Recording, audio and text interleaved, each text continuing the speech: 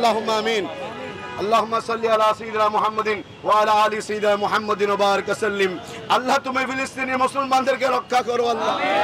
আল্লাহ ফিলিস্তিনের মুসলমান ভাইদেরকে রক্ষা করো, ফিলিস্তিনের মুসলমানদেরকে রক্ষা করো, বিশ্বের মুসলমানকে ঐক্যবদ্ধ করো, ইমানি চেতনায় হুসাইনি চেতনায় উজ্জীবিত করো আল্লাহ। ইমাম আলী মাকামের সেই চেতনা মুসলমানদের মধ্যে দান করো।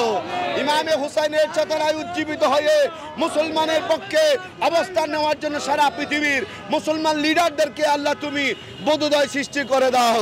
আমাদের বাংলাদেশের উপর খাস বরকত দান করো আল্লাহ।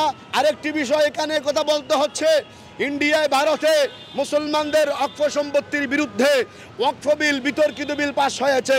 এই বিল অবশ্যই বন্ধ করতে হবে, এই বিল অবশ্যই প্রত্যাহার করতে হবে। মুসলমানদের স্বার্থে ওয়াকফ বিল প্রত্যাহার করার জন্য আমরা দাবি জানাচ্ছি।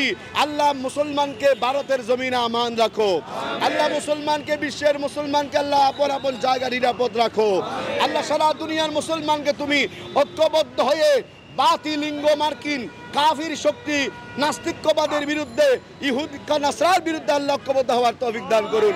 ওয়াসাল্লাল্লাহু তাআলা আলা নবিল করিম ওয়া আলা আলিহি ওয়া সাহবিহি আজমাইন বিহাক্কি লা ইলাহা ইল্লাল্লাহু মুহাম্মাদুর রাসূলুল্লাহ। যারা উপস্থিত হয়েছে সকলের প্রতি আমি কৃতজ্ঞতা প্রকাশ করছি।